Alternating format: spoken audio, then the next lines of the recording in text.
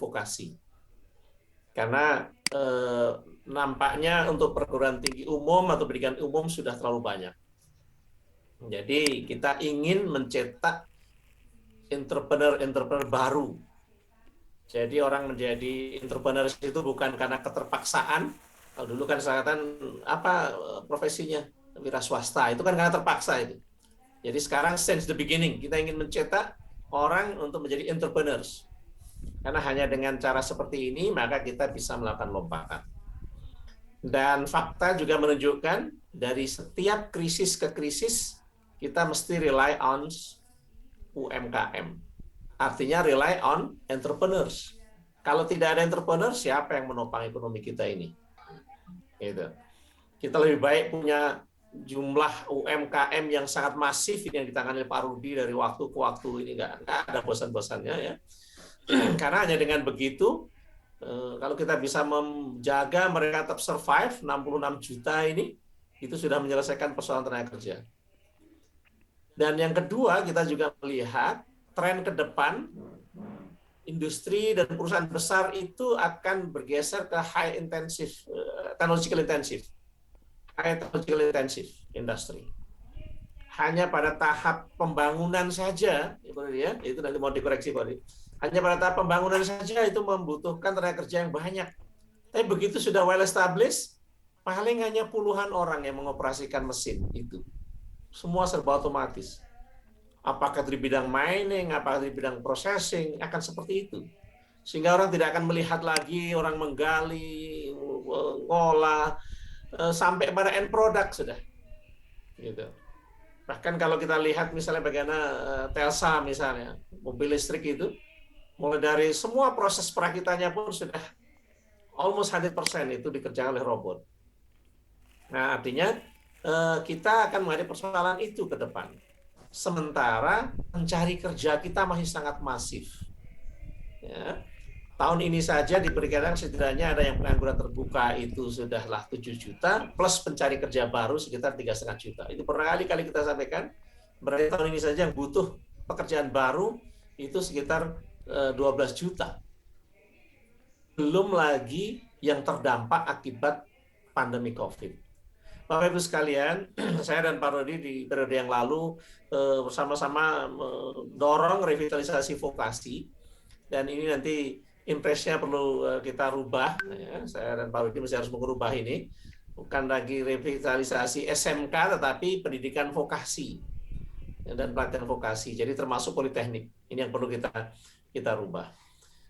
Dan alhamdulillah pemerintah terus komit, sehingga komitmen ini ditujukan dengan munculnya direktorat baru, direktorat jenderal baru, yaitu direktorat jenderal pendidikan vokasi. Yang ini saya kira Pak Dirjen ini adalah Dirjen Vokasi yang pertama. Itu sekali lagi menunjukkan komitmen pemerintah bahwa pendidikan vokasi ini merupakan jalur yang tepat yang harus kita tempuh. Kita stop being produce sarjana-sarjana umum. Saya kira sudah too much. Ya. Sudah too much, kita harus lebih realistis, lebih mencetak entrepreneur baru daripada mencetak para sarjana-sarjana umum. Itu sudah terlalu banyak pendidikan umumnya. Ini yang harus kita lakukan. Nah, dalam konteks itu, pemerintah menyadari betul persoalan utama untuk pendidikan vokasi itu adalah akses magang. Karena juga menjadi sangat mahal kalau pemerintah harus membangun teaching factory di setiap SMK maupun politeknik. Oleh sebab itulah maka berbagai kebijakan sudah dilakukan, termasuk ini ikhtiar dari Pak Rudi ini. Jadi super tech reduction itu vokasi Mas Rikan, harus terima kasih Pak Rudi ini. Jadi yang mengomandani lahirnya PP nomor 45 2019 ini Pak Rudi, ya, dan dilanjutkan dengan peraturan Menteri Keuangan. Saya hanya provokator tapi dia leading man-nya, itu the man behind the gun-nya keluar PP ini. Jadi ini juga perlu kerja keras, bukan semalam 2 malam selesai. Itu take long time untuk proses ini. Hanya sayangnya pada saat ini mau secara masif digulirkan, lalu kita terkena pandemi 2020. Jadi ini bukan karena kita gagal, tidak. Karena 2020 seluruh dunia desperate terdampak oleh pandemi COVID ini. Sehingga yang mestinya kita bisa masif melakukan roadshow, kita datangi, dan pada saat itu industri juga bergairah menerima, membuka pintu supaya bisa akses magang anak-anak kita, ini terdampak. Jangankan membuka akses magang, mempertahankan yang ada saja, industri sekarang sedang berjuang keras. Di pariwisata misalnya, sekarang terasa betul. Di Yogyakarta ini banyak jual online hotel-hotel budget itu. Bayangkan yang dulunya itu tempat untuk magang bagi anak-anak kita SMK pariwisata, sekarang hotel-hotel itu pun lebih memilih banyak untuk dijual karena tidak mampu lagi membayar listrik, membayar BPJS tenaga kerja, membayar gaji karyawan dan sebagainya. Dan ini tidak hanya di Jogja, di hampir seluruh Indonesia. Saya kira ini persoalan kita bersama. Jadi kita menyadari ya bahwa industri saat ini juga sedang mengalami kesulitan, sedang declining, sehingga mereka berusaha untuk setidaknya menghindari PHK. Gitu ya. Nah, tapi di sisi lain kita juga terus mengetuk pintu supaya super tax reduction yang sudah dirancang dengan baik ini dipahami dengan benar, sehingga perlahan-lahan nanti juga membuka ruang untuk magang bagi anak didik kita. Karena hanya dengan cara seperti ini, pada saat kurikulum sudah dibenahi, inline dengan industri, akses magang dibuka, maka insya Allah anak-anak kita nanti bukan lagi bekerja, tetapi dia siap untuk menciptakan lapangan kerja sendiri.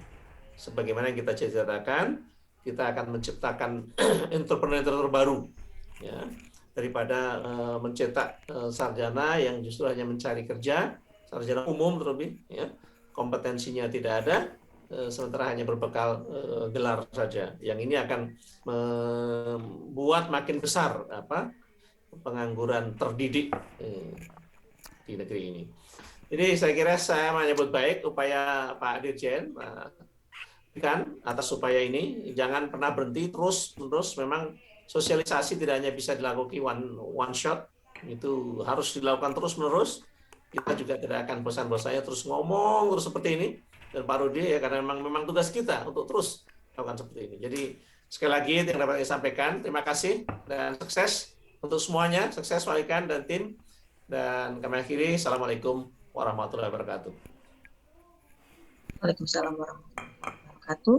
Terima kasih Prof. Agus Sartono atas sambutan yang diberikan. Acara selanjutnya adalah sambutan dari Deputi Bidang Koordinasi Ekonomi Digital, Ketenagakerjaan, dan Usaha Mikro, Kecil, dan Menengah, Kementerian Koordinator Bidang Perekonomian, kepada Bapak Dr. Insinyur M. Rudi Salahuddin. Kami persilakan. Terima kasih Mbak Devi. Assalamualaikum warahmatullahi wabarakatuh. Selamat pagi, salam sejahtera untuk kita semua. Om Swastiastu, Namo Buddhaya, salam kebajikan. Yang saya hormati senior saya, Prof. Agus Sartono, Deputi Bidang Koordinasi Pendidikan dan Agama dari Kemenko PMK. Sahabat saya, Bapak Dr. Wikan Sakarinto, Dirjen Pendidikan Vokasi, Kementerian Pendidikan dan Kebudayaan, para narasumber, ada Pak Wahyu Santosa, ada Ibu Dr. Inayati, sahabat saya, dan juga Pak Ahmad Syaufi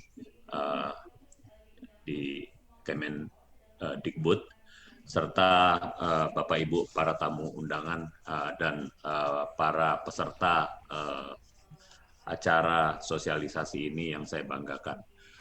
Pertama-tama, marilah kita panjatkan puji syukur kehadirat Allah Subhanahu wa Ta'ala, Tuhan Yang Maha Esa, atas karunia-Nya kita bisa mengikuti acara pada pagi hari ini. Bapak Ibu sekalian, pertama-tama saya mungkin mengapresiasi apa yang dilakukan oleh teman-teman dari Kementerian Pendidikan dan Kebudayaan, khususnya Direktorat Jenderal Vokasi, yang telah menginisiasi acara sosialisasi yang saya rasa ini sangat penting dilakukan untuk memperoleh gambaran terhadap apa yang ingin dilakukan oleh pemerintah terhadap tax deductible untuk tahun 2021 ini. Bapak Ibu sekalian, yang tadi disampaikan oleh Prof. Agus, saya hanya mengecho saja beberapa hal tadi yang sudah disampaikan detail oleh Prof. Agus, bahwa memang betul bahwa di era khususnya setelah pandemi COVID ini, eh, banyak sekali industri-industri yang saat ini ikut melakukan transformasi bisnis. Dan ini nantinya akan mendorong upaya peningkatan produktivitas tenaga kerja mereka yang akan diharapkan akan lebih efisien. Nah, dari kondisi ini tentu akan berdampak besar terhadap permintaan tenaga kerja dan juga berdampak pada pergeseran dari kebutuhan keahlian dan keterampilan kerja. Nah, oleh sebab itu kita harus siap-siap terhadap bagaimana kita bisa menciptakan skilled labor, lalu kebutuhan tenaga kerja yang dibutuhkan untuk mengisi pekerjaan-pekerjaan baru yang mungkin saat ini pekerjaan-pekerjaan tersebut belum ada. Nah, Bapak Ibu sekalian, dalam upaya menyiapkan tenaga kerja yang dibutuhkan pasar, sistem pendidikan dan pelatihan vokasi di Indonesia juga harus mampu mengikuti perkembangan dunia industri yang dinamis dan berkembang cepat. Di sisi lain, pemerintah juga menyadari bahwa pekerjaan ini bukanlah pekerjaan yang mudah. Dari kita melihat dari kondisi di lapangan bahwa mulai dari sarana prasarananya yang masih belum memadai, lalu belum optimalnya kompetensi guru dan instruktur, dan lain sebagainya yang berimbas pada output pengajaran yang belum optimal. Nah, oleh sebab itu, dalam melakukan reformasi pendidikan dan pelatihan vokasi, pemerintah tidak bekerja sendirian.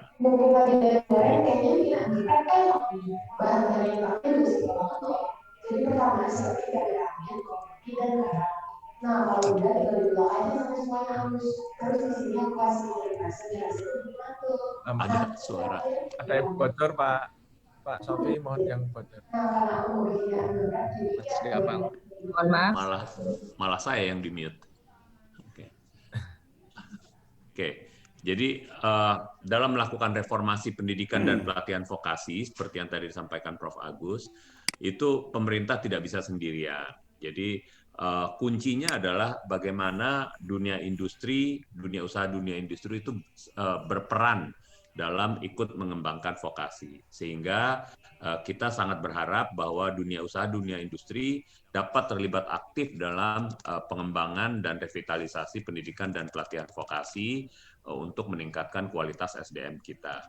Salah satu upayanya adalah kita mengeluarkan atau pemerintah mengeluarkan peraturan pemerintah nomor 45 tahun 2019 yang tadi sudah disampaikan baik oleh Prof. Agus maupun Pak Selvi, bahwa itu terkait dengan insentif pajak bagi wajib pajak badan dalam negeri yang terlibat dalam pengembangan kegiatan pendidikan dan pelatihan vokasi. Insentif pajak itu bisa berupa pengurangan penghasilan bruto yang diberikan paling tinggi atau maksimum 200% dari total biaya yang dikeluarkan oleh badan tersebut dalam membantu pengembangan vokasi. Nah, di dalam PMK juga sudah diatur bahwa komponen-komponen biaya yang dapat diklaim antara lain biaya penyediaan fasilitas fisik seperti workshop, lalu uang saku peserta praktek kerja dan atau pemagangan, lalu honor instruktur, lalu biaya untuk barang dan bahan, serta biaya sertifikasi kompetensi. Nah, kami juga telah beberapa kali melakukan coaching klinik bersama-sama dengan Ditjen Pajak, Kementerian Keuangan, dan juga Kementerian Perindustrian, dan sudah diikuti oleh lebih dari 100 perusahaan. Nah, dari coaching klinik tersebut, terdapat beberapa perusahaan, ada 24 perusahaan yang telah disetujui untuk mendapatkan insentif, dan ada 143 PKS dengan 129 institusi pendidikan, serta melibatkan lebih dari 20.000 siswa. Di samping itu, dalam rangka memudahkan wajib pajak untuk memanfaatkan fasilitas insentif super tax deduction, sedang disusun website khusus untuk memberikan informasi dan layanan konsultasi. Nah, kami menyambut baik buku saku yang dikeluarkan oleh teman-teman dari Kementerian Pendidikan dan Kebudayaan, sehingga ini nantinya bisa saling melengkapi untuk informasi baik kepada dunia pendidikan maupun juga kepada dunia usaha dan dunia industri. Oleh sebab itu, sekali lagi kami mengapresiasi apa yang tadi disampaikan oleh teman-teman oleh Pak Syaufi bahwa buku saku ini kita harapkan nantinya sangat bermanfaat untuk menambah pemahaman kita terhadap super tax deduction yang akan kita dorong bersama. Dengan demikian, maka saya akhiri arahan saya, sambutan saya, dan sekali lagi saya mengapresiasi mudah-mudahan nantinya pendidikan dan pelatihan vokasi di Indonesia bisa berjalan sesuai dengan apa yang kita harapkan bersama. Demikian, billahi taufiq wal hidayah. Wassalamualaikum warahmatullahi wabarakatuh. Terima kasih Bapak Dr. Rudi Salahuddin atas sambutan yang disampaikan. Agenda berikutnya adalah sambutan sekaligus membuka kegiatan kita pada pagi hari ini oleh Direktur Jenderal Pendidikan Vokasi Kementerian Pendidikan dan Kebudayaan kepada Bapak Wikan Sakarinto PhD. Kami persilakan. Assalamualaikum warahmatullahi wabarakatuh. Salam sejahtera, salam hormat untuk Ibu dan Bapak semuanya. Yang terhormat Prof. Agus Sartono dan Pak Rudi, dua mentor kami dan dua coach kami yang selalu sabar untuk membimbing kami. Terima kasih banyak Bapak. Yang terhormat juga para narasumber, mitra dari Kementerian Keuangan, Kemenperin, Kemenaker, dari UI, kemudian juga ada dari Kadin, mitra dan seluruh pengelola pendidikan tinggi vokasi, SMK, PLK, dan semuanya. Tentunya mari kita panjatkan puji syukur kepada kehadiratnya karena acara pada pagi ini, kebetulan saya di Papua, jadi sudah siang ini, merupakan satu dari sekian banyaknya upaya kita untuk benar-benar menuntaskan apa yang sudah dirancang oleh Prof. Agus Sartono dan Pak Rudi. Itu merupakan legacy yang sangat luar biasa, tapi tentunya kita harus terus berusaha untuk terus menyampaikan ini ke industri dan ke seluruh masyarakat agar kebijakan ini benar-benar bermanfaat dan benar-benar menciptakan output serta dampak yang signifikan bagi perkembangan bangsa. Saya tentunya juga akan sedikit merefer tadi arahan dari Prof. Agus yang sudah menyampaikan bagaimana arah perubahan fenomena disrupsi dan industri 4.0, bagaimana nanti teknologi akan menggantikan manusia, dan menyampaikan juga konsep dari vokasi ini harus lebih kuat ke penciptaan kewirausahaan. Dan di situ harus ada satu gebrakan-gebrakan yang terus kami lakukan untuk memastikan kurikulum harus seperti yang diharapkan Prof. Agus Sartono, kemudian cara pembelajaran, serta tadi juga ada poin dari pemagangan yang tantangannya tidak ringan karena pandemi ini akan membuat terkontraksi sedikit ini konteks pemagangan kita. Kemudian dari Pak Rudi, terima kasih setelah menciptakan legacy PP 45 ini dan diturunkan menjadi Permenkeu 128 2019. Suaranya juga jeda ya. Mohon maaf. Mungkin saya tidak akan berpanjang lebar karena akan disampaikan oleh narasumber yang lebih kompeten dan lebih komplit serta konkret mengenai super tax reduction untuk mitra vokasi. Namun sedikit catatan yang ingin kami sampaikan bahwa, dan juga untuk timnya Pak Saufi, terima kasih Pak, kita akan terus lakukan ini, jangan cuman ini saja, tapi nanti berapa minggu lagi atau berapa bulan lagi kita ulangi lagi acara seperti ini, karena kebijakan ini harus kita sampaikan secara terus-menerus sampai benar-benar netes di lapangan. Nah, khususnya bagi kita semua, memang kami berharap pada tahun ini akan lebih banyak wajib pajak badan atau WP badan yang akan lebih terasa atau lebih bisa memaknai bahwa super tax reduction ini atau kebijakan untuk pemotongan pajak bagi setiap wajib pajak badan yang berkontribusi secara signifikan bagi pendidikan vokasi Itu bisa ke SMK, bisa ke pendidikan tinggi vokasi, bisa juga ke BLK, atau mungkin ke MAK. Maka akan ada insentif pajak yang tentunya sangat signifikan bagi industri dan dunia kerja. Nah, konsep bahwa vokasi ini sudah dimulai terus dikembangkan di era Pak Jokowi atau mungkin sebelumnya, kemudian diamplify lagi pada periode yang lalu, kemudian PP 45 serta Permenkeu 128 ini, dan sekarang kita meneruskan apa yang sudah ditinggalkan legacy pada periode yang lalu. Ini tentunya harus juga bisa dimaknai secara konkret, terutama tentunya oleh industri dan dunia kerja.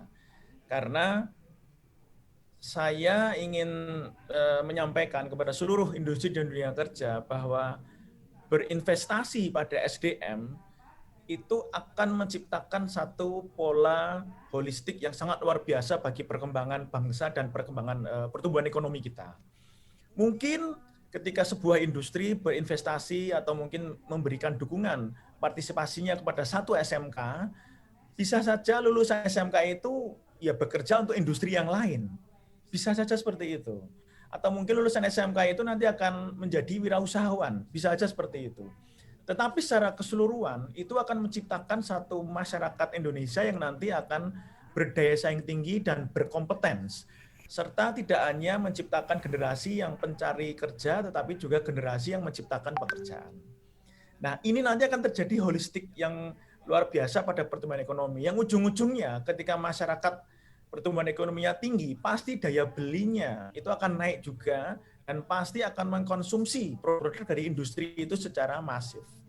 Nah, kita harus membayangkan pada satu pola besar seperti ini. Jangan sampai industri nanti beranggapan, untung saya apa bantu SMK.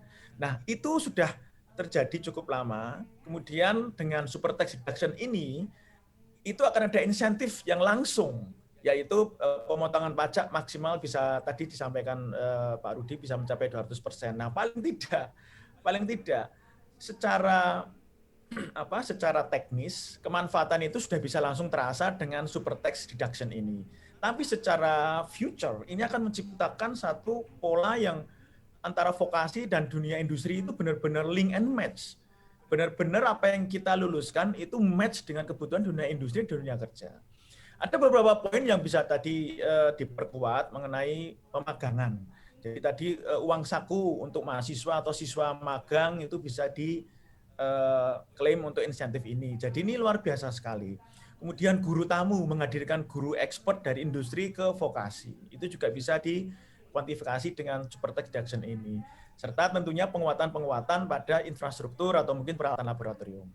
Nah, oleh karena itu saya benar-benar mengucapkan terima kasih dan kami benar-benar mengajak industri untuk mari kita bergotong royong membangun vokasi. Memang kita akan mengarah ke future yang visioner, tetapi untuk immediate konteksnya dengan super tax deduction ini akan sudah terasa. Last but not least, bagi seluruh pengelola SMK, pimpinan SMK, perguruan tinggi vokasi, baik itu politeknik atau mungkin universitas, institut yang memiliki prodi diploma, kemudian BLK serta MAK, malah kita benar-benar menjadi pemimpin yang subur, pemimpin yang punya mindset perubahan. Kalau super tax deduction ini atau mungkin buku saku ini nanti akan Bapak Ibu manfaatkan untuk keliling atau mungkin mengundang industri untuk berdiskusi bagaimana ini dukungan pada institusi Bapak Ibu, mohon ingat tadi disampaikan oleh Prof. Agus Sartono. Mohon diingat apa yang disampaikan Prof. Agus Sartono, bahwa perubahan ini merupakan keniscayaan dan sedang terjadi. Kalau mindset Ibu dan Bapak masih berpikir fisik tanpa berpikir tentang kurikulum menciptakan entrepreneurs, kurikulum yang kuat pada penguatan soft skills, maka hasil dari super tax deduction ini khawatir saya hanya menghasilkan fisik, tetapi lulusannya tidak menjadi entrepreneurs dengan soft skill yang matang. Tentunya Ibu dan Bapak, mohon, saya selalu merefer apa yang disampaikan Prof. Agus dan Pak Rudi, dua mentor kami. Sebelum ini dimanfaatkan, sebelum ini akan dimanfaatkan, nanti kemungkinan akan lebih banyak wajib pajak badan yang akan tertarik untuk memanfaatkan ini, apalagi ketika Ibu dan Bapak semakin lihai, semakin pintar meyakinkan industri bahwa kami butuh ini, kami butuh ini. Tolong mindset-nya adalah mindset perubahan, apalagi ini new normal. Sudah muncul satu pola-pola baru dalam industri bahwa kita tidak bisa lagi mempertahankan pola-pola yang lama, menciptakan tukang, kurikulum yang cuma menciptakan tukang, itu akan terdisrupsi dan sedang terdisrupsi saat ini. Jadi kalau nanti peralatan yang dibeli itu hanya untuk menciptakan tukang, ya mungkin sekolah Bapak Ibu atau bangunan sekolah Bapak Ibu itu jadi bagus, iya. Peralatannya makin lengkap karena disumbang oleh industri dengan super reduction. Tetapi ibarat sekolah sepak bola, cuman menghasilkan sekolah gedungnya bagus, peralatan bagus, tapi lulusannya nggak ada yang sekualitas Messi atau Ronaldo.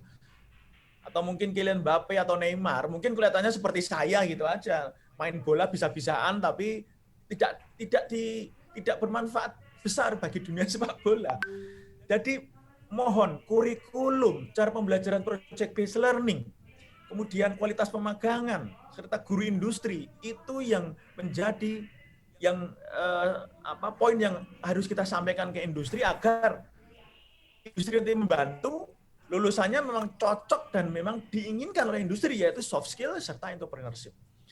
Ibu dan Bapak yang saya hormati, mungkin demikian yang bisa kami sampaikan. Sekaligus kami mengucapkan terima kasih atas seluruh kerjasama yang luar biasa, terutama dari Kementerian Keuangan, dari Kemenaker, Kemenperin, dan tentunya segala coaching, dukungan, mentoring dari Prof. Agus Sartono, Pak Rudi, mohon terus kami dibimbing, mohon terus kerjasamanya, karena hanya sekali kita menjelaskan ini belum cukup, saya pikir kita harus mengulangi terus dan terus sehingga tidak hanya teknis atau mungkin pemaknaan teknis yang ditangkap, tetapi lebih pada pemaknaan filosofis serta ini adalah untuk bangsa masa depan. Ini adalah untuk kemaslahatan kita masa depan. Terima kasih.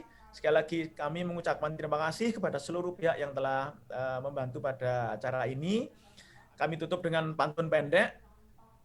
Cantik nian istri terkasih, cukup sekian, terima kasih. Assalamualaikum warahmatullahi wabarakatuh. Semoga dengan super text reduction yang buku sakunya kita rilis dan nanti akan diperkuat dengan website yang akan dikembangkan oleh Pak Rudi dan terus oleh Pak Agus Sartono, semoga akan terus membuat kita tercerahkan dalam konteks gotong royong kebersamaan membangun vokasi. Terima kasih. Assalamualaikum warahmatullahi wabarakatuh. Mohon maaf bila ada yang kurang berkenan. Matur nuwun. Sukses semuanya.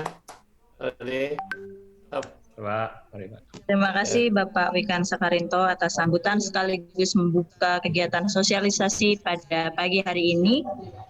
Memasuki acara yang berikutnya adalah penyampaian materi tentang kebijakan pengaturan insentif super tax deduction kegiatan vokasi dan buku saku super tax deduction.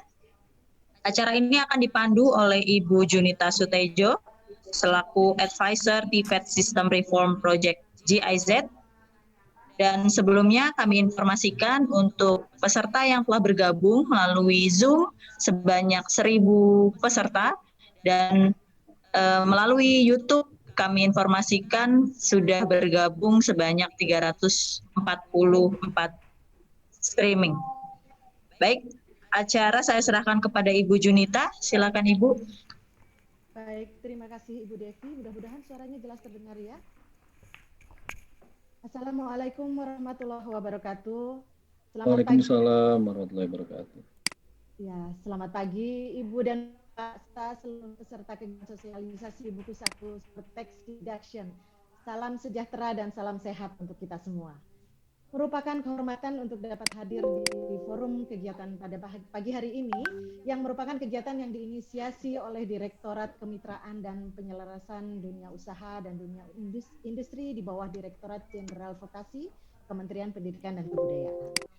Super tax deduction kegiatan vokasi ini merupakan insentif yang menarik, Ibu dan Bapak. Namun sayangnya belum banyak perusahaan yang memanfaatkan.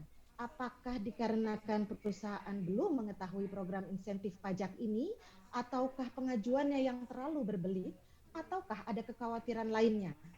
Nah, bagaimanakah memperoleh informasi terkait prosedur pemanfaatan program insentif super tax deduction kegiatan vokasi ini? Ibu dan Bapak hadirin sekalian, telah hadir bersama kita dua narasumber yang akan menyampaikan materi terkait regulasi dan kebijakan serta informasi lengkap tentang buku saku Super Text Deduction untuk mitra vokasi. Sebelum masuk sesi paparan, baiknya kami perkenalkan dua narasumber hari ini. Narasumber yang pertama adalah Bapak Safatul Arif.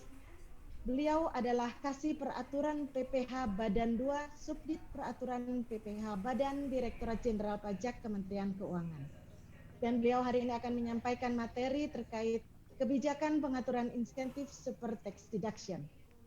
Sementara narasumber yang kedua adalah Ibu Dr. Inayati, Magister Sains. Ibu Ina adalah tim Klaster Riset Politik Perpajakan, Kesejahteraan dan Ketahanan Nasional Fakultas Ilmu Administrasi Universitas Indonesia. Dan hari ini beliau akan menyampaikan materi terkait buku saku Super Tax Deduction untuk mitra vokasi. Baik Ibu dan Bapak, untuk sesi pertama, mari kita dengarkan paparan dari Direktorat Jenderal Pajak.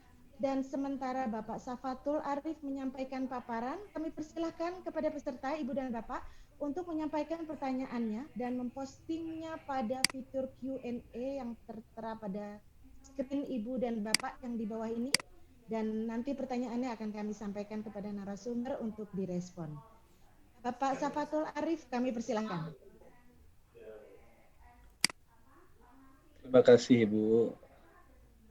Bismillahirrahmanirrahim. Assalamualaikum warahmatullahi wabarakatuh. Selamat siang nih, udah siang. Selamat siang dan salam sejahtera buat kita semua. Yang saya hormati Bapak Agus Hartono, Pak Profesor Agus, kemudian Bapak Profesor Rudi Salahuddin, juga Bapak Dirjen, Pak Wikan,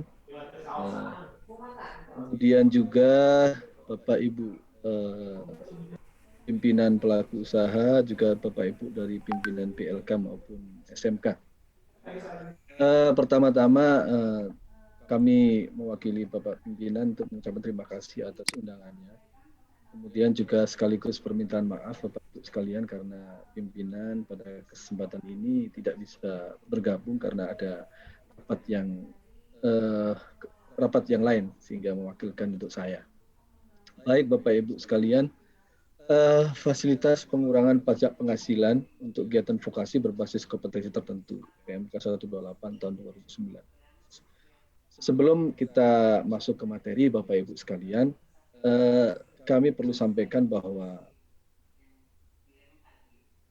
isu tentang pemberian insentif untuk kegiatan vokasi ini sudah muncul lama Bapak Ibu, dari tahun 2014, 2015, 2016. Cuman memang kita harus menyadari betul bahwa pemberian fasilitas pajak tentunya harus ada legal basisnya terlebih dahulu. Sehingga ada proses yang lama di sini, proses buatan dasar hukumnya terkait dengan fasilitas vokasi ini. Dari tahun 2015 kemudian ternyata memang pimpinan pemerintah telah bersepakat untuk bagaimana memberikan insentif fiskalnya, sehingga dibuatlah tentunya pertama-tama harusnya undang-undang mekanismenya berubah. Cuman kan kita menyadari bahwa untuk mengamandemen undang-undang itu tidak segampang. Bahkan usulan yang sudah lama pun sampai dengan sekarang undang-undang PPH kecuali yang ada di Undang-Undang Cipta Kerja itu belum terrealisasi untuk diadakan amandemen, sehingga alternatif yang bisa disodorkan pemerintah adalah perubahan PP 94 tahun 2010. Kemudian disepakati, proses berlangsung, akhirnya diterbitkanlah perubahan PP 94 tahun 2010 yaitu PP 45 tahun 2019 yaitu tanggal 26 Juni tahun 2019. Itu sebenarnya tonggak awal dasar pemberian fasilitas insentif untuk kegiatan vokasi. Jadi prosesnya memang tidak sederhana, tidak gampang. Butuh proses yang lama, seperti yang disampaikan oleh Pak Rudi dan Pak Agus tadi, bahwa ada proses di sini dalam pembuatan aturannya. Kemudian yang menjadi tusi Kementerian Keuangan tentunya menerbitkan aturan pelaksanaan dari PP 45 tersebut, yaitu PMK 128 tahun 2019. Dalam waktu 3 bulan setelah terbitnya PP tersebut. Dan itu berlaku mulai sejak 9 September tahun 2019. Sehingga dengan memberikan adanya dasar hukum pemberian fasilitas ini, kita mengharapkan betul bahwa upaya pemerintah untuk memberikan fasilitas ini disambut hangat oleh dunia usaha, dunia industri. Karena kita menyadari bahwa ada program dari Kementerian Perindustrian, mungkin ada kemudian di pendidikan vokasi untuk melakukan pemagangan atau pembelajaran. Tapi di sisi lain kan itu ada kewajiban seperti itu, pemerintah juga hadir bagaimana memberikan insentif fiskal. Sehingga tadi PMK 128 telah diterbitkan seperti itu. Karena memang disadari Bapak Ibu bahwa antara lulusan SMK dengan kebutuhan industri itu tidak mismatch. Sehingga akibatnya adalah begitu banyak lulusan SMK yang menjadi pengangguran seperti itu. Akan disampaikan oleh Prof. Agus sampai dengan 12 juta lebih pengangguran baru.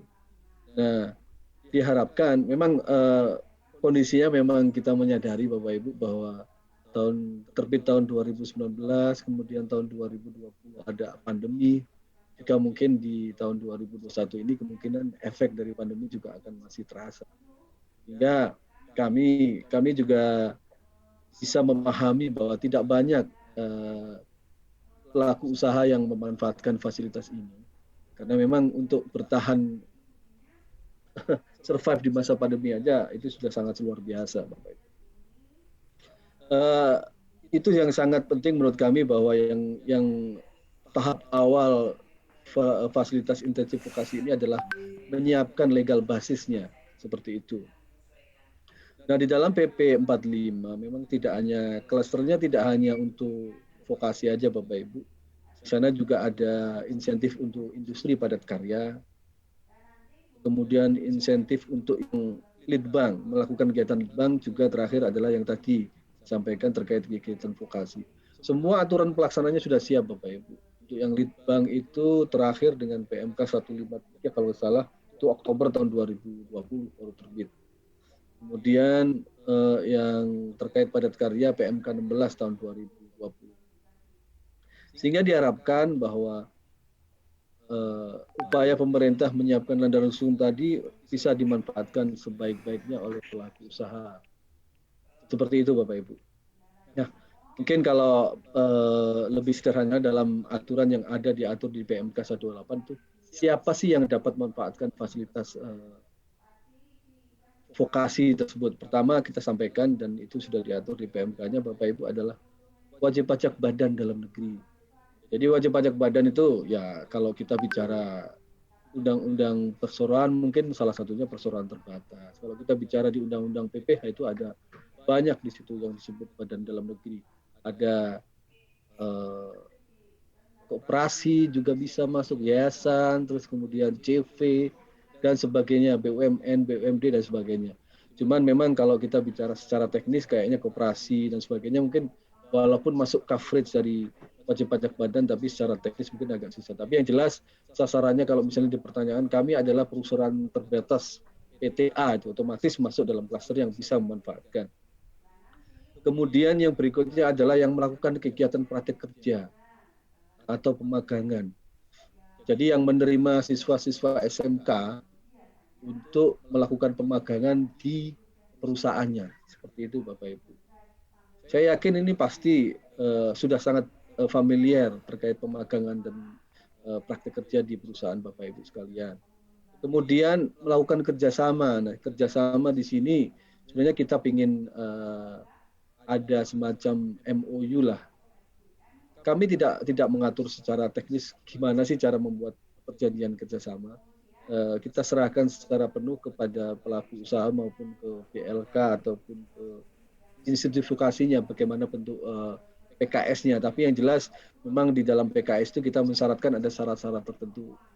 Ya informasi minimal seperti nama wajib pajak, partnernya, berapa perkiraan dan sebagainya. Nah, Kemudian adalah tidak dalam keadaan rugi, seperti itu Bapak Ibu. Karena memang ini kan sifatnya filantropis ya Bapak Ibu.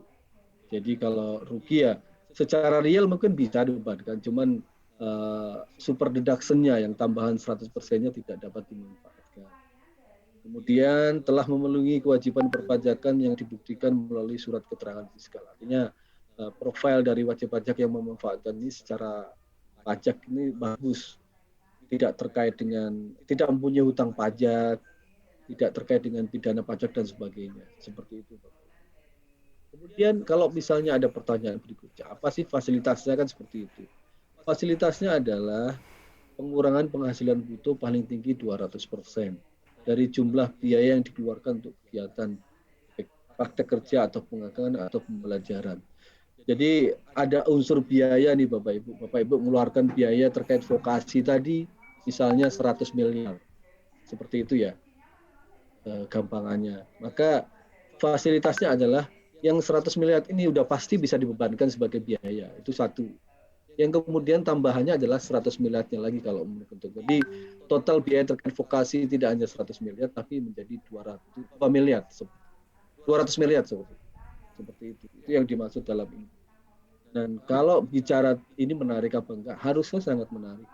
Karena penghematan pajaknya, mohon maaf kalau kita bicara misalnya dalam kondisi normal nih Bapak Ibu.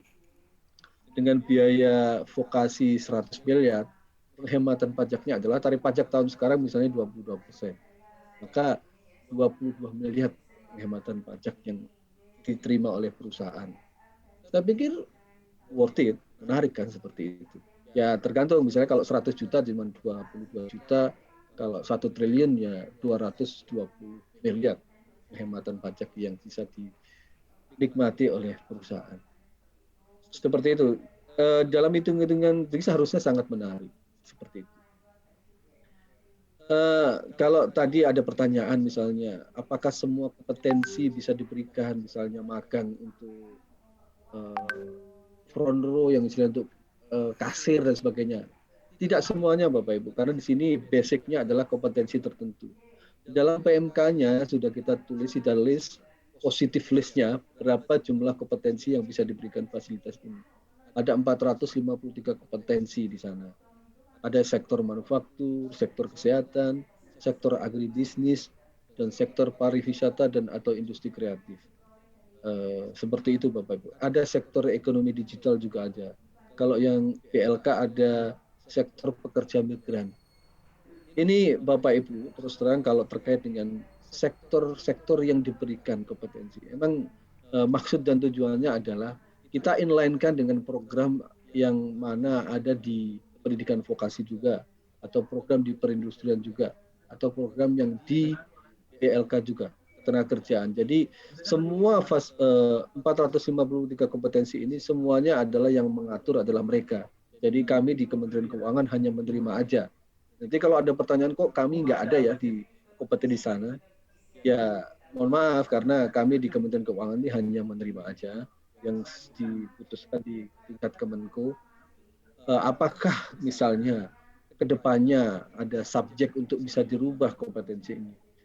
Kami bisa sampaikan bahwa iya, bahwa 453 kompetensi itu tidak bersifat final, berlangsung, long lasting. Mungkin setahun lagi, 2 tahun lagi, 3 tahun lagi mungkin ada semacam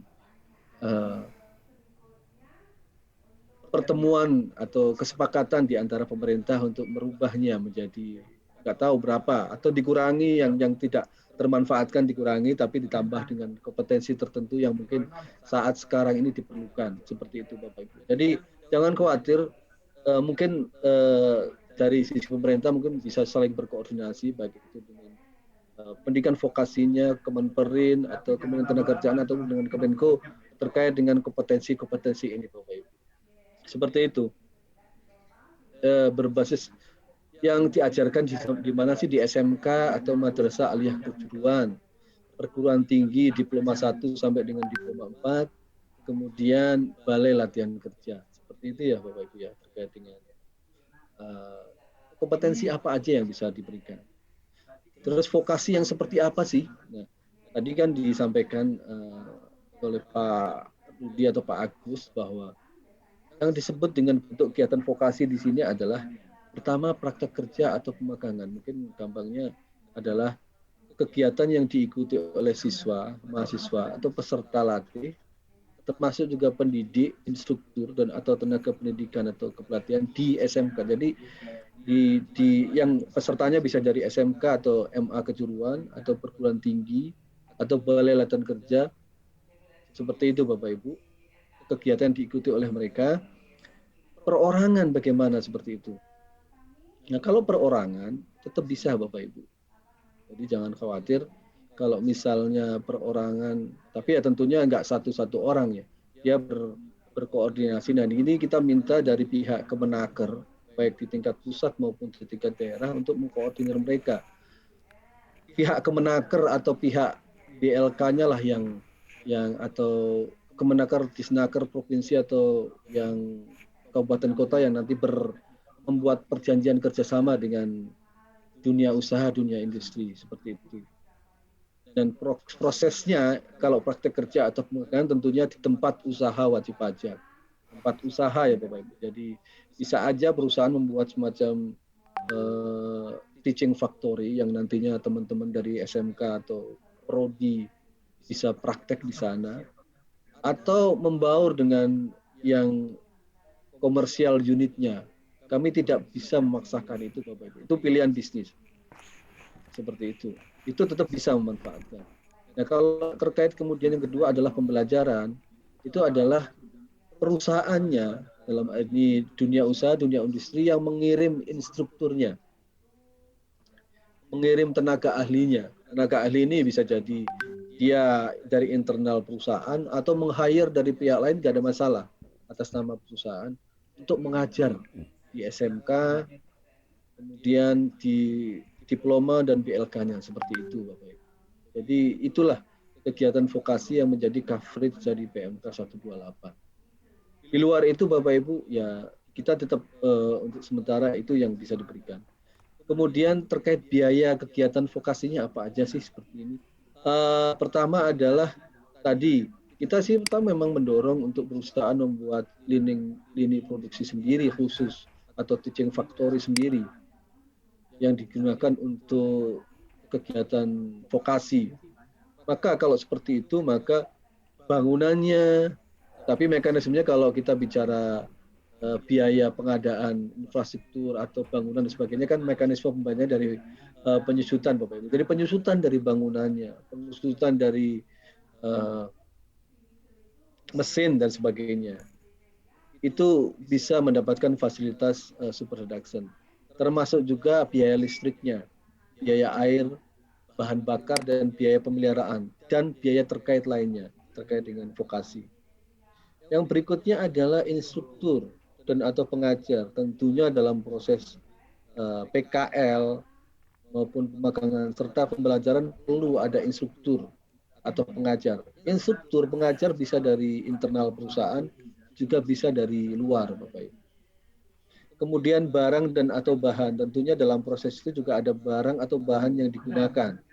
Itu juga bisa mendapatkan fasilitas super reduction. Honorarium. Nah, honorarium ini tentunya sebenarnya kita ngikutin ketentuan yang ada di Kemenaker maupun di sektornya. Honorarium yang diterima oleh siswa peserta latihnya yang tadi yang ikut praktek kerja maupun pemagangan itu tentunya mereka dapat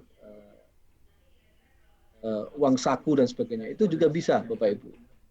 Termasuk juga yang terakhir adalah biaya sertifikasi kompetensi, tentunya setelah berakhirnya proses pemagangan atau PKL yang bersangkutan punya semacam sertifikat bahwa telah mempunyai keahlian tertentu yang sertifikat ini dikeluarkan oleh perusahaan. Itu juga bisa menjadi unsur dalam fasilitas super reduction ini. Jadi ada 5 unsur biaya tersebut Bapak Ibu. Nah, itu yang itu yang bicara biaya-biayanya Bapak Ibu. Terus kemudian mekanisme pembayaran biayanya seperti apa kalau ada pertanyaan. Kalau kita bicara praktek kerja atau pemagangan tadi penyediaan fasilitas, kalau bicara tadi misalnya dia mempunyai teaching factory sendiri, maka penyusutannya otomatis clear. Biaya listriknya clear karena mungkin punya meteran sendiri, air dan sebagainya. Cuman kalau misalnya dia bergabung dengan unit produksi komersial, maka penyusutannya kan sudah disusutkan di sana Bapak Ibu, jadi tidak bisa. Mungkin yang bisa dipisah-pisah adalah terkait dengan biaya listriknya. Kalau misalnya listriknya dipakai untuk magang, itu kami serahkan ke perusahaan bagaimana cara hitungnya ya. Mungkin ada semacam catatan internal bahwa 3 jam dipakai untuk magang, sisanya untuk komersial dan sebagainya. Seperti itu. Kemudian honorarium untuk instruktur, honorarium untuk peserta, barang dan bahan, kemudian biaya sertifikasi seperti itu. Nah, kemudian kalau pembelajaran, tidak semua tadi ya Bapak Ibu, karena pembelajaran kan perusahaan meminta tenaga ahli untuk ngajar di institusi vokasi, maka yang bisa dibebankan hanya honorarium untuk instruktur dan barang dan bahan.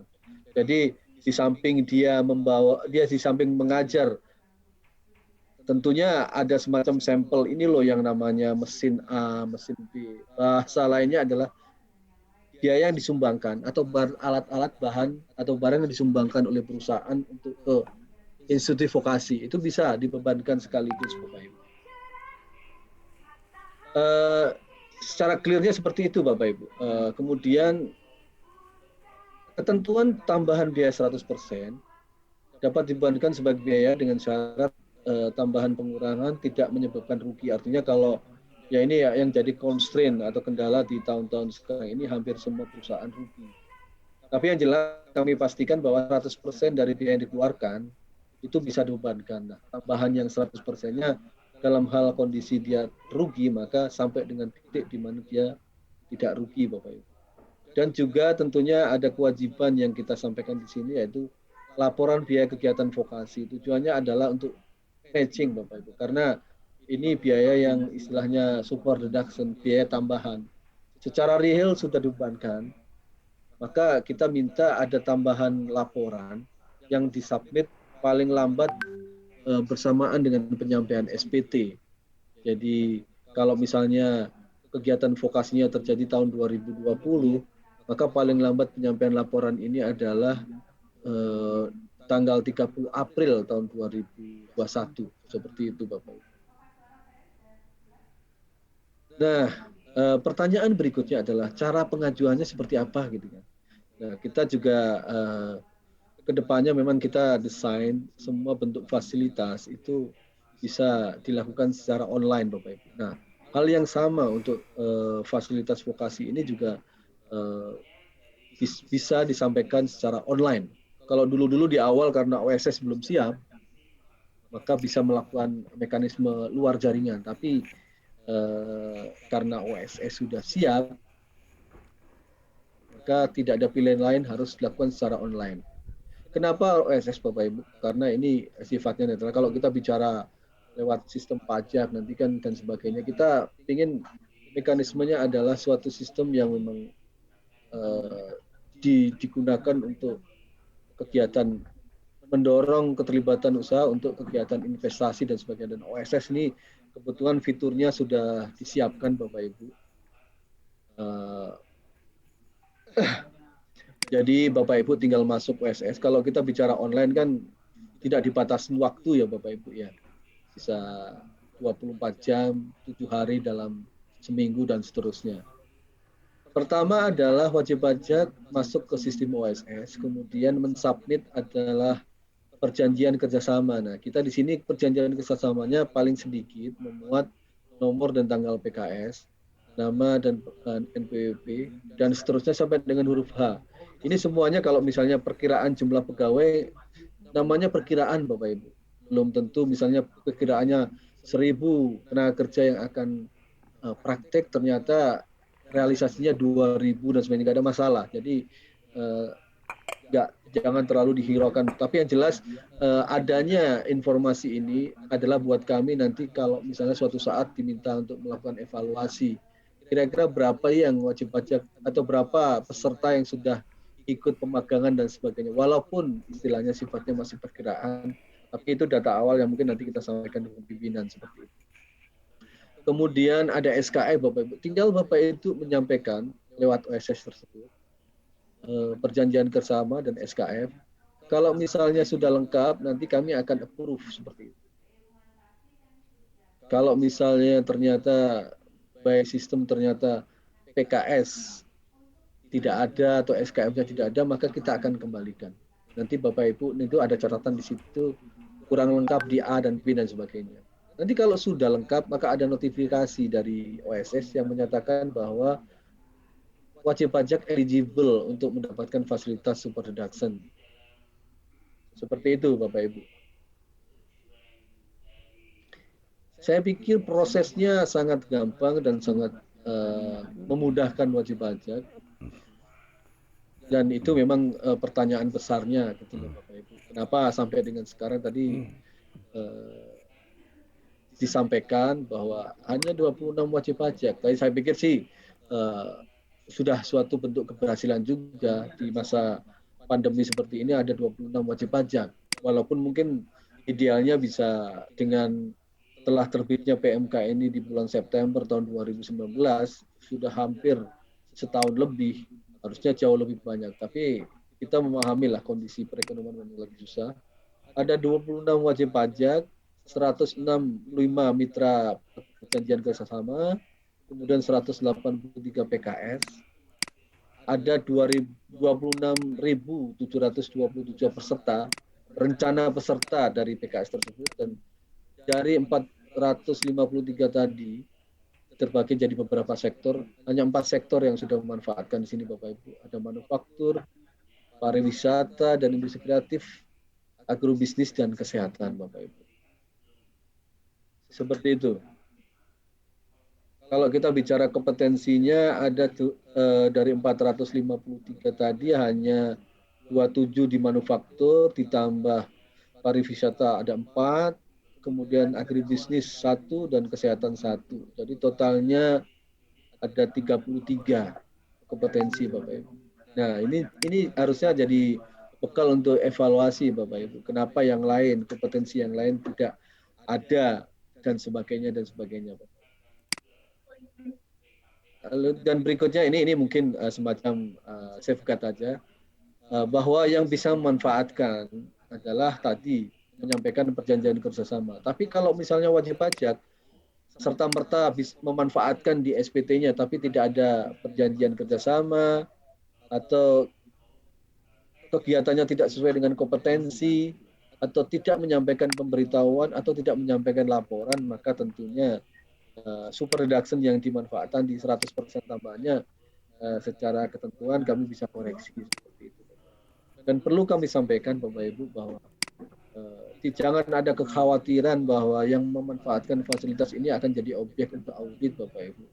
Kami tegaskan, pimpinan juga menegaskan bahwa kami dukung penuh program dari pemerintah untuk membuat sumber daya manusia Indonesia menjadi jauh lebih baik, mengurangi pengangguran dan sebagainya. Sehingga tidak ada kebijakan apapun terkait dengan pemeriksaan untuk wajib pajak yang memanfaatkan fasilitas ini, Bapak. Mungkin itu Bapak Ibu sekalian materi yang bisa saya sampaikan. Nanti kita akan lanjutkan di dalam sesi tanya jawab dan sebagainya. Terima kasih. Mohon maaf kalau ada salah. Wassalamualaikum warahmatullahi wabarakatuh. Terima kasih atas paparannya Pak Safatul Arif. Informasi yang disampaikan sangat menyeluruh, mulai dari latar belakang penerbitan program insentif ini, proses pembuatan dasar hukumnya, bagaimana nanti bisa mengamandemen undang-undang hingga detail perhitungan pengurangan pajaknya semua komplit. Sangat menarik ya, mengingat pengurang pajaknya itu bisa mencapai 200% dari biaya yang dialokasikan untuk kegiatan vokasi yang dilakukan oleh sekolah, SMK, oleh Politeknik, maupun oleh BLK dengan perusahaan mitranya. biaya-biaya yang bisa diklaim pun beragam ya Ibu dan Bapak, yang bisa diperhitungkan untuk mendapatkan pemanfaatan insentif ini, dari uang saku peserta atau pelatih maupun biaya-biaya operasional seperti air, listrik, serta biaya sertifikasi. Jadi tidak perlu khawatir Ibu dan Bapak, Ibu dan Bapak bisa membudgetkan, mengalokasikan biayanya untuk kegiatan vokasi, karena ini merupakan investasi yang win-win solution, baik bagi SMK, bagi Politeknik dan BLK, maupun juga bagi industri. Satu hal lagi tadi yang di-highlight oleh Pak Safatul, tidak perlu khawatir ya Ibu dan Bapak bahwa perusahaan yang memanfaatkan menjadi super tax deduction kegiatan vokasi ini menjadi objek audit, karena kegiatan ini sangat didukung oleh pemerintah. Baik, terima kasih banyak sekali lagi untuk Pak Safatul Arif atas informasinya. Dan untuk meningkatkan partisipasi perusahaan dalam mendukung kegiatan vokasi dengan pemanfaatan program insentif ini, tentunya diperlukan pemahaman yang lebih detail bagaimana proses pengajuannya. Untuk itu, Direktorat Mitra Studi menginisiasi penyusunan buku saku Super Tax Deduction kegiatan vokasi dengan dukungan dari Kemenko Perekonomian, Kemenko PMK, Direktorat Jenderal Pajak Kementerian Keuangan, Kemenperin, Kemenaker, dan GIZ Indonesia. Dan informasi apa sajakah yang dapat diperoleh dari buku saku tersebut? Baik, seperti disampaikan, telah hadir bersama kita Ibu Dr. Inayati. Beliau akan memaparkan dalam presentasinya tentang materi buku saku Super Tax Deduction untuk mitra vokasi. Untuk itu, Ibu Ina, kami persilakan.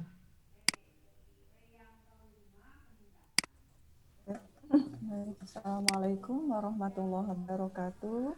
Yang saya hormati Prof. Agus, Bapak Wikan, Pak Salahuddin, Pak Rudi Salahuddin, kemudian Pak Saufi, dan Bapak Ibu yang lain. Terima kasih Mbak Junita atas kesempatannya.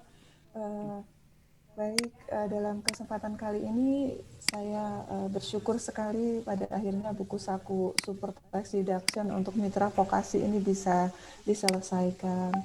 Nah, tadi sebenarnya Pak Safatul Arif sudah sangat banyak ya menyampaikan bagaimana mekanisme, bagaimana persyaratan yang pada dasarnya itulah yang ditampilkan di dalam buku saku ini. Jadi saya pikir itu sudah sangat jelas begitu ya. Ya memang isi buku saku ini terkait dengan intinya adalah membantu wajib pajak, membantu stakeholder ya untuk bagaimana sih bisa memanfaatkan memanfaatkan super tax deduction ini. Baik, sebelum saya menyampaikan lebih lanjut gitu. Ada satu hal mungkin yang penting untuk sama-sama kita pahami begitu sebagai bagian dari background kebijakan super tax deduction. Nah, kebijakan super tax deduction ini adalah merupakan insentif yang diberikan oleh pemerintah kepada masyarakat, kepada industri. Dan kebijakan insentif adalah kebijakan yang membutuhkan pengorbanan berbagai pihak. Ya, bagi pemerintah ada pengorbanannya. Pengorbanannya bagi pemerintah adalah di dalam jangka pendek, pemberian insentif tentu akan mengurangi tax revenue pemerintah. Nah, itu kan tadi terlihat bahwa tadi Pak Safatul Arif mengatakan kalau tadinya 200 miliar, kalau tanpa super tax deduction kan deductible expenses atau pengurangannya hanya 200 miliar begitu. Tapi dengan super tax deduction jadi 400 gitu lah. Itu kan ada tax saving dari sisi perusahaan. Tapi tentu, nah ini benefit yang sangat besar ini yang bisa diperoleh oleh wajib pajak dalam negeri. Nah, tapi bagi pemerintah 200 miliar tambahan yang diperoleh sebagai insentif bagi industri, di sisi lain adalah foregone revenue atau revenue yang berkurang bagi pemerintah. Nah, itu sebabnya kebijakan insentif di satu sisi memang seringkali direkomendasikan, walaupun bukan satu-satunya formula, untuk memberikan rangsangan, mendorong masyarakat mengikuti program-program tertentu, wajib pajak untuk bisa tertarik, mengikuti mendukung program pemerintah. Namun di sisi lain juga ada cost yang ditanggung pemerintah. Mengapa saya sampaikan ini? Karena eh, mengapa pemerintah tetap memberikan insentif begitu? Nah, tentu karena pemerintah berharap in return pada masa yang akan datang dalam jangka menengah, dalam jangka panjang akan ada multiplier effect. Multiplier effect yang bisa dirasakan tidak hanya oleh industri, tidak hanya oleh vokasi, dunia pendidikan vokasi di Indonesia, tapi negara ini, bangsa ini secara keseluruhan dalam bentuk peningkatan kualitas SDM dalam hal ini, kualitas SDM yang kompeten, yang memadai secara jumlah, yang sangat kompetitif. Dan tadi juga Prof. Agus mengatakan bagaimana para lulusan ini diharapkan tidak hanya bisa bekerja atau menjadi tukang begitu ya, namun juga bisa menjadi entrepreneur. Nah, in return ini yang diharapkan dari kebijakan super tax deduction. Nah, kalau tadi Pak Sapatul sudah banyak menyampaikan tentang informasi yang mungkin bermanfaat sekali pastinya ya untuk dunia untuk wajib pajak dalam negeri yang menjadi sasaran atau yang menjadi penerima benefit, maka saya juga ingin menyampaikan bahwa super tax deduction ini sangat bermanfaat juga bagi dunia pendidikan atau bagi institusi pendidikan vokasi begitu. Karena inilah kesempatan yang bisa diperoleh pendidikan vokasi begitu untuk bisa memperluas jaringan, memperluas opportunity atau peluang untuk mendapatkan kesempatan kerjasama. Nah, jadi ini adalah sisi yang lain begitu dari super tax deduction. Jadi diharapkan industri semakin banyak yang tertarik walaupun kita menyadari betul beratnya kondisi perekonomian saat ini, tapi kita tentu berharap dan optimis bahwa pada masa yang akan datang ekonomi kita akan pulih kembali begitu sehingga minat industri untuk memanfaatkan super tax deduction juga bisa semakin tinggi. Nah, bagi dunia pendidikan vokasi sendiri, gitu, buku super tax deduction ini saya pikir penting juga untuk dipelajari. Mengapa? Karena sebagai mitra yang baik, gitu, mitra dari dunia usaha, tentu institusi pendidikan vokasi ini perlu mendorong, mempromosikan, kemudian menyampaikan kepada mitra-mitranya yang selama ini belum memanfaatkan. Kemudian bisa membantu memberikan penjelasan juga, termasuk bisa memberikan penjelasan apa-apa sih yang harus disiapkan, kemudian bisa membantu misalnya tadi Pak Sapatul mengatakan ada persyaratan kerjasama begitu. Nah, tentu ini akan sangat baik. Gitu. Nah, baik ini Mas saya minta tolong untuk slide-nya. Next slide-nya. Atau ini jaringan saya yang bermasalah ya. Baik, saya lanjutkan saja. Oke. Nah, ya. Jadi latar belakang penyusunan buku saku ini sebenarnya sudah disampaikan oleh Pak Saufi begitu ya, bahwa ini adalah tindak lanjut dari apa yang ditemukan di dalam penyusunan kajian tentang super tax deduction. Memang pada waktu itu ditemukan bahwa antara lain, apakah suara saya tidak terdengar ya? Terdengar baik, Bu. Oh, terdengar ya. Ini saya karena ada yang bertanya di melalui chat, jadi saya berhenti. Oke, baik. Ini pertama ada persoalan bahwa ternyata banyak mitra yang masih bingung memanfaatkan. Kemudian juga ada keraguan-raguan sebenarnya. Seperti tadi sempat sudah diungkapkan Pak Fatul, salah satu keraguan yang paling yang cukup besar adalah apakah nanti kalau kita memanfaatkan super tax deduction ini kita otomatis akan menjadi objek pemeriksaan atau kita memiliki resiko yang lebih besar untuk mengalami tax audit seperti itu. Nah, keraguan-keraguan ini, pertanyaan-pertanyaan inilah yang kemudian dicoba dijawab dengan menyusun buku saku ini. Buku saku ini sendiri sebenarnya ditujukan untuk berbagai pihak, untuk wajib pajak dalam negeri sebagai penerima benefit, kemudian untuk institusi pendidikan vokasi sendiri, dan juga untuk para stakeholder yang berkepentingan dengan informasi tentang super tax deduction. Dan kalau saya melihat begitu ya, dalam proses melakukan riset tentang super tax deduction di dalam FGD yang dilakukan dengan para stakeholder, FGD dengan dunia pendidikan vokasi, FGD dengan teman-teman wajib pajak begitu ya dari dunia industri, termasuk juga dengan DIZ dan kementerian gitu. Nah, ada beberapa concern gitu. Ada beberapa concern tentang super tax deduction ini. Nah, kami berharap bisa memberikan sedikit kontribusi gitu ya melalui buku ini dengan menyusun sebuah buku yang sifatnya lebih praktis begitu, yang praktis, kemudian bahasanya juga berusaha dibuat untuk lebih populer, lebih bisa dipahami. Buku ini juga berisi contoh-contoh kasus-kasus bagaimana penghitungannya begitu. Untuk menghitung super tax deduction ini caranya seperti apa. Nah, ini termasuk juga di dalam buku ini diperlihatkan bagaimana step-stepnya, seperti tadi Pak Sabatul Arif juga sudah mengatakan bahwa mudah sekali sebenarnya masuk ke SSO dan seterusnya. Nah, di dalam buku ini juga ditampilkan bagaimana cara masuknya, kemudian klik buttonnya dan seterusnya begitu.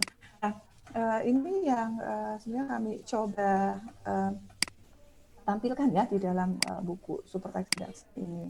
Nah, kemudian juga tadi ada juga tentang persyaratan begitu ya. Persyaratannya apa saja? Apakah kalau kita mengalami rugi fiskal itu kita boleh memanfaatkan? Tentu ini tidak bisa dimanfaatkan begitu ya. Nah, begitu juga ada beberapa pertanyaan di bagian akhir pada buku ini, ada sejumlah pertanyaan yang sering ditanyakan oleh mitra vokasi ataupun oleh dunia pendidikan vokasi sendiri. Nah, antara lain pertanyaan tadi sudah disampaikan, apakah dengan demikian kami akan diperiksa? Sebenarnya resiko untuk diperiksa tidak bertambah dengan memanfaatkan skema super tax deduction, begitu. Karena jelas di dalam undang-undang KUP kita, siapa yang menjadi prioritas pemeriksaan? Yang menjadi prioritas pemeriksaan antara lain adalah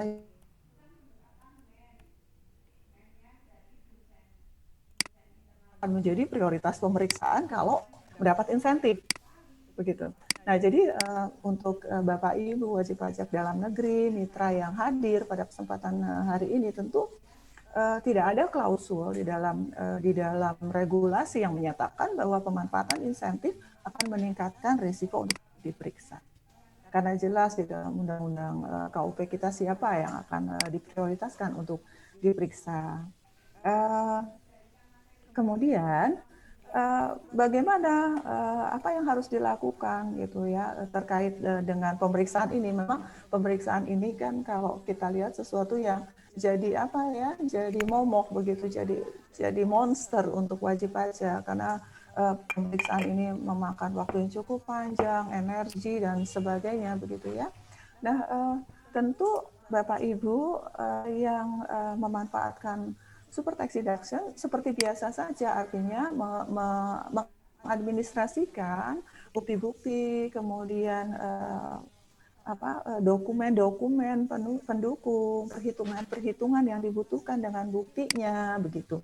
Nah, dan itu dilakukan seperti biasa saja begitu. Buktinya dikumpulkan, kemudian apa yang dilaporkan, apa yang diklaim memang sesuai dengan keadaan yang sebenarnya bisa dibuktikan dengan bukti-bukti yang ada.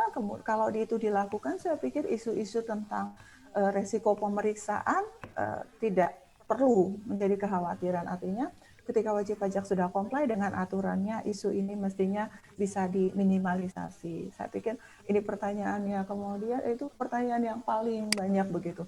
Nah, ada juga pertanyaan misalnya di dalam proses FGD yang muncul juga begitu ya, yang menjadi concern juga sebenarnya. Bagaimana tadi cost? Nah, tadi Pak Safatul Arif juga sudah mengatakan bahwa ada cost-cost yang memang harus splitting begitu ya, harus namanya di-assess, dialokasikan, mana yang boleh dijadikan sebagai pengurang, mana yang tidak. Nah, dalam kasus seperti ini tentu wajib pajak harus punya dokumen pendukung, bukti-bukti yang menjadi pendukung dari perhitungan wajib pajak. Mengapa misalnya biaya listriknya yang dibebankan untuk super tax deduction sekian, apa dasar perhitungannya? Tentu akan sangat baik gitu. Sehingga suatu ketika misalnya wajib pajak diperiksa karena satu dan lain hal, karena ditemukan bukti, karena terkena sampel, pemeriksaan dan seterusnya, wajib pajak juga memiliki dokumen pendukung yang dapat dipertanggungjawabkan. Kemudian juga ada kekhawatiran dari mitra, apakah nanti akan bermasalah nih karena menerima magang, kemudian anak-anak di bawah umur bekerja, hitungannya bekerja di perusahaannya, misalnya seperti itu. Nah, hal-hal seperti ini juga sebenarnya sudah diatur dan akan diatur lebih lanjut di dalam regulasi, begitu, bahwa tidak masuk di dalam mempekerjakan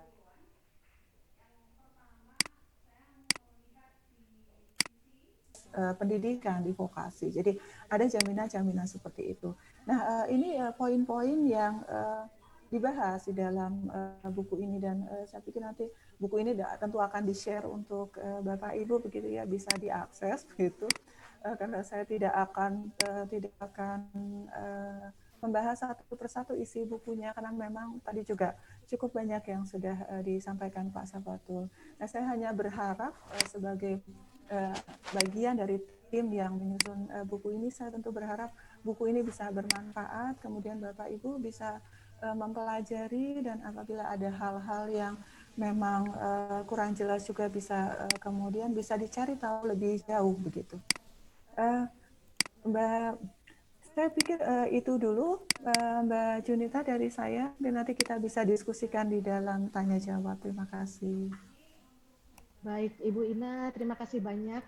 Informasi yang disampaikan sangat menarik karena di dalam buku 1 juga memuat informasi wajib pajak bagaimana memanfaatkan super tax deduction kegiatan vokasi ya Bu. Tidak hanya persyaratan dan prosedurnya tapi filosofinya juga ya, bahwa super tax deduction ini merupakan investasi dan menjadi kesempatan yang bisa diperoleh oleh pendidikan vokasi untuk memperluas peluang untuk mendapatkan kerjasama. Dan kalau tidak salah buku saku juga mencantumkan contoh-contoh perhitungan pengurang pajaknya ya Bu ya, sehingga bisa benar sekali. Ya, bisa membantu Ibu dan Bapak dari perusahaan-perusahaan yang tertarik untuk memanfaatkan program insentif ini untuk mendapatkan gambarannya. Dan bagi Bapak Ibu dari SMK, ini saatnya Bapak dan Ibu menjadi agen-agen untuk menyampaikan buku saku ini kepada mitra-mitranya, sehingga tentu saja ini menjadi peluang besar bagi siswa-siswa kita untuk meningkatkan ketertarikan industri pada pendidikan vokasi dan memberikan kesempatan pada siswa-siswa kita juga untuk meningkatkan kualifikasi mereka. Baik, untuk memperdalam pemahaman program insentif ini, setelah tadi disampaikan dua paparan dari dua narasumber, juga sudah terkumpul beberapa pertanyaan, maka kita akan buka sesi pertanyaan. Sesi pertama untuk 3 pertanyaan yang akan direspon oleh narasumber kita. 3 pertanyaan pertama, ini pertanyaan pertama dari Bapak Didik Sugiharto. Saya tidak mendapatkan informasi dari institusi mana. Pak Didik Sugiharto menyampaikan pertanyaan, apakah kebijakan super tax deduction ini berlaku pula untuk industri, dunia usaha, dan dunia kerja di luar 40 IDUKA yang ada di daftar tersebut. Bagaimana prosedurnya bagi IDUKA yang ingin memanfaatkan kebijakan tersebut? Mungkin pertanyaan pertama ini bisa dijawab dulu oleh Pak Safatul Arif. Mohon izin Bu, pertanyaannya apa tadi ya? Ya, saya ulang ya Pak ya. Iya. Apakah super tax deduction ini juga berlaku untuk industri, dunia usaha, dan dunia kerja di luar 40 yang ada di daftar tersebut Pak? Dan bagaimana prosedurnya bagi perusahaan yang ingin memanfaatkan kebijakan tersebut? Silakan Pak. Baik, terima kasih Bu. Dari Bapak siapa Bu tadi Bu? Dari Bapak Didik Sugiharto. Bapak Didik Sugiharto. Kalau kita bicara yang ideal, tentunya core bisnis dari usaha perusahaan dengan keahlian yang nanti dimagangkan itu sama ya Bapak Ibu. Tapi dalam hal underlying dari sini yang paling penting adalah praktek kerja itu terkait dengan keahlian tertentu yang ada di PMK. Kalau perusahaan memang di luar, misalnya kita bicara misalnya di sini perbankan gitu, kan perbankan kayaknya nggak ada nih di situ kegiatan tertentunya. Tapi misalnya dia ingin mengembangkan usaha yang ada kegiatannya tertentu di situ, itu bisa Bapak dan Pak Didik.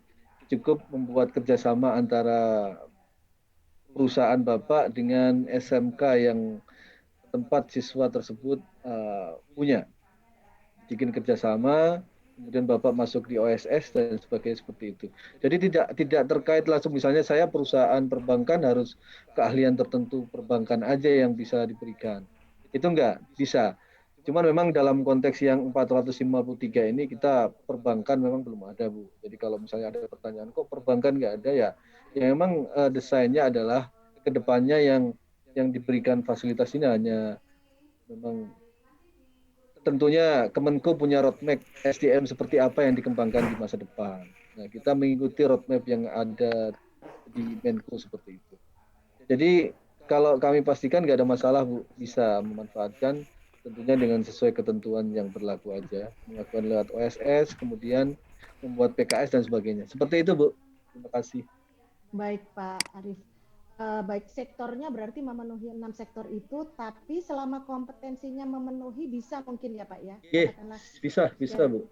Perbankan mereka kebetulan memberikan kesempatan untuk anak-anak informatika atau sistem ya, informatika. Benar Bu. Untuk belajar di situ ya? Iya, bisa. Selama ada pelatihnya dan bisa disesuaikan dengan kurikulumnya, duduk bersama dengan sekolah, bisa difasilitasi ya Pak ya? Benar. Ya, oke. Jadi jangan khawatir Ibu dan Bapak, seperti disampaikan, walaupun tidak memenuhi sektornya, kita lihat lagi cukup banyak Pak, 453 kompetensi, silahkan dilihat, ada di PMK 128, PMK 010, ya, 128.010 2019 ya. Ya, benar. Itu di lampiran ada 453 kompetensi, silahkan dipelajari oleh Ibu dan Bapak. Mana sajakah yang cocok dan silahkan dikerjasamakan dengan industri. Begitu pula sebaliknya ya, industri juga silahkan. Kalau memang industri tidak masuk sektornya tapi kompetensinya ada dan mampu, silahkan bekerja sama dengan mitranya di sekolah. Baik, terima kasih Pak Safatul. Kemudian pertanyaan